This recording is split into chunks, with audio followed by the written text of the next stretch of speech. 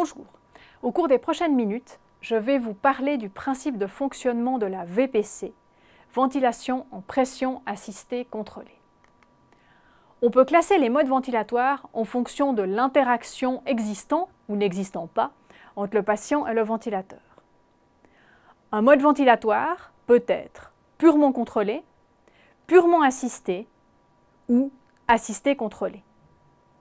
Dans un mode purement contrôlé, le ventilateur assure l'ensemble de la ventilation minute en délivrant des cycles ventilatoires à une fréquence réglée.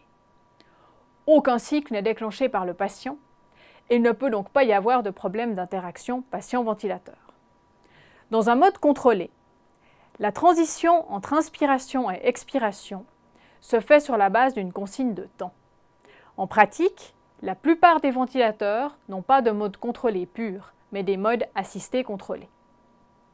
Dans cette situation, pour délivrer une ventilation purement contrôlée, il faut sédater profondément le patient ou le curariser de façon à supprimer sa respiration spontanée et ainsi sa capacité à déclencher le ventilateur. Dans un mode purement assisté, le ventilateur ne délivre un cycle qu'en réponse à un effort inspiratoire du patient. Il n'y a pas de fréquence réglée, à l'exception d'une fréquence de backup présente pour des questions de sécurité. Avec un mode assisté, il est nécessaire que le patient respire. Avec ce type de mode, la synchronisation entre le patient et le ventilateur est importante. Un mode assisté contrôlé est une association de mode contrôlé et de mode assisté. Si le patient ne respire pas, un mode assisté contrôlé délivre des cycles à une fréquence réglée, comme un mode purement contrôlé. Si le patient respire, il peut déclencher le respirateur et reçoit alors un cycle machine supplémentaire. La plupart des modes assistés contrôlés couramment utilisés réalisent la transition inspiro-expiratoire sur la base d'une consigne de temps, comme les modes contrôlés. La ventilation en VPC est une ventilation de type assisté contrôlé. Les modes ventilatoires peuvent également être classifiés en fonction de la façon dont le cycle machine est délivré. On distingue alors les modes volumétriques et les modes barométriques. Dans un mode volumétrique, le paramètre régulé est le débit. Le paramètre monitoré, qui donne des informations sur la mécanique respiratoire du patient, est la pression. Dans un mode barométrique, le paramètre régulé est la pression. Les paramètres monitorés, qui donnent des informations sur la mécanique respiratoire du patient, sont le débit et son intégrale, le volume. La ventilation en VPC est une ventilation de type barométrique. En pratique, en VPC, le ventilateur délivre une pression inspiratoire réglée à une fréquence réglée. Le clinicien règle la pression inspiratoire délivrée, la fréquence respiratoire,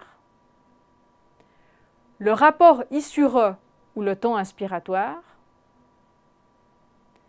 la pression expiratoire positive ou PEP et la fraction inspirée en oxygène.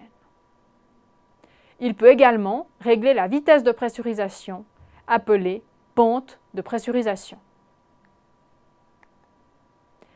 Cette diapositive illustre un cycle ventilatoire délivré en pression.